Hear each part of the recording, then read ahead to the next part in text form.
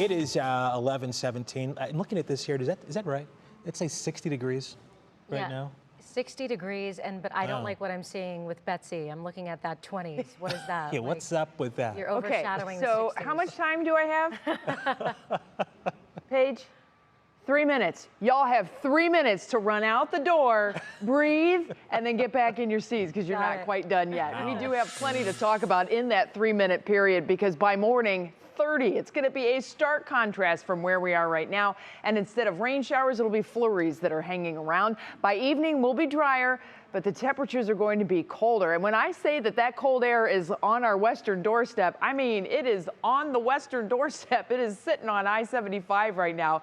That's where temperatures are already in the 30s. We have 50s, though, still across most of northeast Ohio, and a very brisk southwest wind. You can see the kink in the wind, though. That's where the cold front is, the front of the colder air. So you can see that temperature drop all the way from Dover to Mansfield. I mean, that's not a long distance, right? But we have a 4-degree temperature drop that is already taking place, and those temperatures are going to be going down. Along the front, we have seen some showers passing through. These have had pretty good little rain rates coming along with them.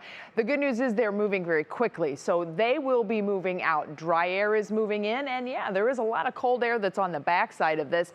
Our window for lake effect is pretty small tomorrow. I don't really think we're going to have to deal with too much of that. It all depends on how the winds really line up, and you can see it's a bit of disorganization on the western horizon here. So we are talking about much colder temperatures, though, and that kink, that cold front is right there in that I-75 corridor. The really cold air is sitting out here just to the west of Chicago, and in the northern plains are talking temperatures at or below zero even. Let's go in hour by hour in your National Design Mart forecast. That front and the rain showers associated with it will be moving out.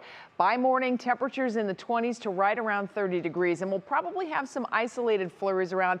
Here's the kicker. The winds are still going to be a little gusty, so our wind chills will be down in the low to mid-teens to start the day. We're probably going to get to see some peaks of sun from time to time. That is always a big bonus, but it's going to be feeling a little raw out there with those temperatures in the 20s, wind chills staying in the teens. End of the school day, we're talking about single-digit and low-teen wind chills as the kids get off the buses and get ready to head home for some hot chocolate, but you can see we do indeed have those partly to mostly cloudy skies. By the end of Wednesday, did you see just that little subtle shift in the wind direction or in the direction the clouds are going? That is the setup for what is going to end up being a bigger event for us coming in on Thursday. So there's your front. As we go tonight, you can see how that cold air just sweeps in. That cold front gets stuck right here in Ohio, and that becomes the focal point for where we will be watching for an ice changeover. So we'll have a chance for some snow showers early Thursday.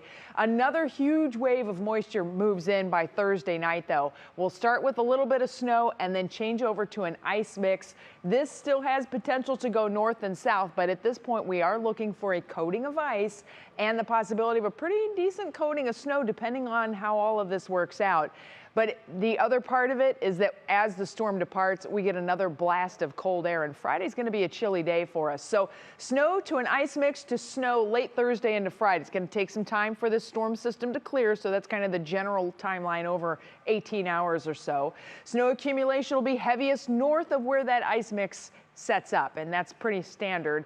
The ice mix, though, will result in another coating across the area, and where it sits, that's where we could end up having some pretty gnarly conditions.